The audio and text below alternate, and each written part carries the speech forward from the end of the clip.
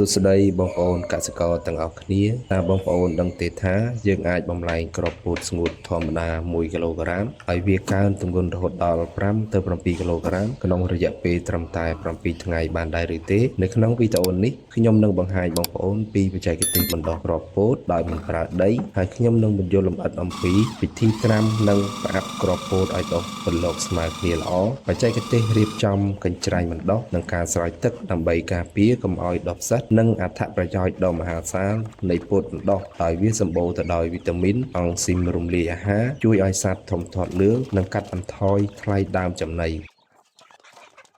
បាទជំហានដំបូងបងប្អូនត្រូវត្រៀមគ្រាប់ពោតក្រហមឬក៏គ្រាប់ពោតស1គីឡូក្រាមមកប៉ុន្តែនៅក្នុងវីដេអូនេះគឺខ្ញុំសាកល្បងត្រឹមតែកន្លះគីឡូតែប៉ុណ្ណោះយកវាយកទៅលាងទឹកឲ្យបានស្អាតដកគ្រាប់ដែលស្កកចេញគ្រាប់ណាដែលស្កកវានឹងហាប់មកឡើងលើបន្ទាប់មកចាក់ទឹកលាងសម្អាតហើយត្រាំរយៈពេល12ម៉ោងឬក៏មួយយប់ពេញបន្ទាប់ពីបងប្អូនស្រង់គ្រាប់ពោតរួចហើយបងប្អូនគ្រាន់តែយកវាមកពង្រាយនៅលើថាសជ័រឬក៏បើបងប្អូនបណ្ដោះច្រើនបងប្អូនពង្រាយនៅលើកញ្ច្រែងជ័រហើយកញ្ច្រែងជ័រហ្នឹងគឺយើងចោះរួនវាផង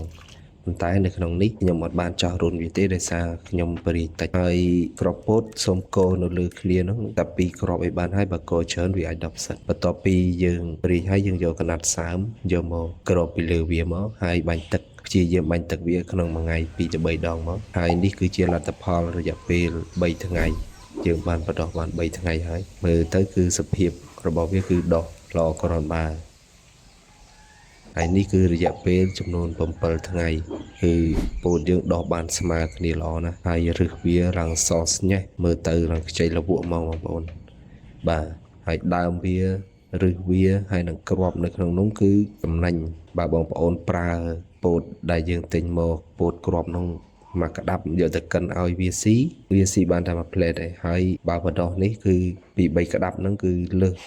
ពោតដែលយើងអត់ទាន់បានបដោះទៅទៀតហើយនេះគឺខ្ញុំយកពោតដែលខ្ញុំបដោះហ្នឹងយកទៅវាយឲ្យចំណីមាន់គឺខ្ញុំវាយនៅក្នុងម៉ាស៊ីនខ្ញុំវាយចំណីវាយបន្លែរាល់ដងហ្នឹងហើយយើងចាប់ដាក់អញ្ចឹងមកបងប្អូនមើលផងបើមានអាស្អុយចឹងបងប្អូនរើសវាចោលមកតែកម្រមានណាបងប្អូនបើបងប្អូនធ្វើតាមខ្ញុំអាសាមើលទឹកវាបងប្អូនកុំបាញ់ជោគពេកបើយើងបាញ់ទឹកជោគពេកវាបណ្ដាលឲ្យគ្រាប់ពោតយើងហ្នឹងវាដុះផ្សិតណាបងប្អូនដុះផ្សិតពណ៌ខ្មៅអញ្ចឹងបងប្អូនកុំ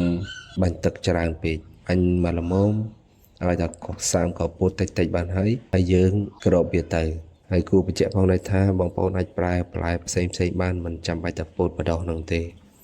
តែគ្រាន់ថានេះខ្ញុំសង្កេតឃើញថាបើយើងទិញពោតលឿងបដោះមក1គីឡូបើយើងយកទៅវាយជាចំណីម៉ត់គឺវាស៊ីបានតែប្រហែលថ្ងៃទេប៉ុន្តែបើពោតបដោះនេះ1គីឡូវាផ្ដល់ទិន្នផលមកបានច្រើនដែរ5 6គីឡូឯណោះ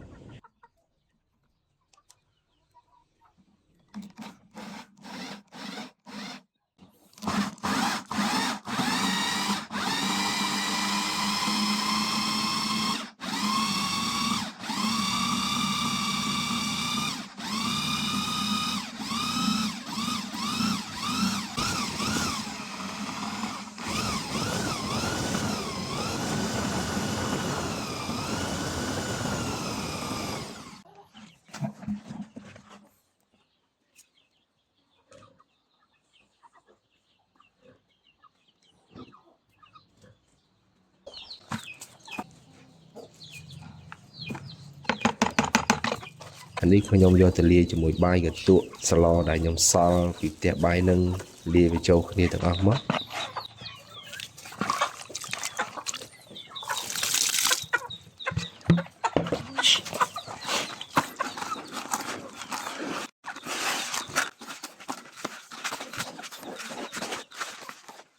ហើយយើងកូរវាឲ្យសព្វទៅយើងដាក់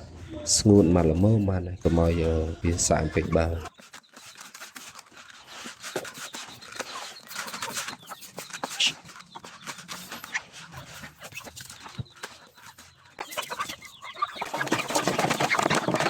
គេឃើញថាមន់ទាឆ្កែក៏ស៊ីដែរតដើមគ្នាស៊ីអស់បងប្អូនហើយវាល្អវា អត្ថប្រយោជន៍របស់ពោតបដោះគឺវាសម្បូរទៅដោយអង់ស៊ីមរំលាយអាហារដែលវាជួយឲ្យកាពះមាន់ទាយើងហ្នឹងបើទាំងជក់សារធាតុចិញ្ចឹមបានលឿនជាងមុនទ្វេដងហើយកាលណាសត្វយើងស៊ីទៅវាធ្វើឲ្យត្រជាក់ក្នុងខ្លួនវាឡើងសាច់លឿនហើយរោវានឹងឲ្យលោងកាត់បន្ថយការចំណាយលើចំណីការុងបានដល់ទៅ50%ឯណោះបងប្អូនអាចយកទៅសាកល្បងនៅផ្ទះទាំងអស់គ្នាបានបើពេញចិត្តវីដេអូនេះសូមជួយចុច like ចុច share ចុច subscribe Channel របស់ខ្ញុំម្នាក់មួយផងបាទដើម្បីកុំឲ្យរំលងវីដេអូបច្ចេកទេសកសិកម្មល្អៗសូមអរគុណសូមជម្រាបលា